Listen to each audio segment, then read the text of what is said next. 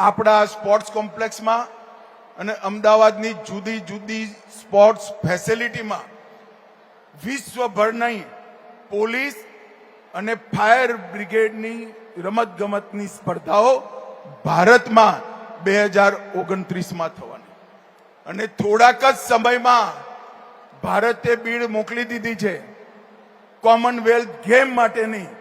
થોડાક જ સમયમાં કોમનવેલ્થ પણ આપણા અમદાવાદમાં રમાવાની મંજૂરી આવવાની પૂરી શક્યતાઓ છે.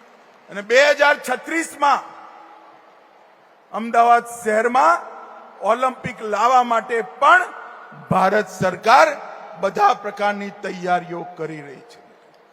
અહીંયા અલગ અલગ પ્રકારની 2036 સુધી 13 આંતરરાષ્ટ્રીય સ્પર્ધાઓ અમદાવાદની અંદર આવવાથી અમદાવાદ ન કેવલ ગુજરાત પૂરા એશિયાનું સ્પોર્ટ્સનું સેન્ટર બને એ પ્રકારની વ્યવસ્થા થઈ રહી છે મિત્રો.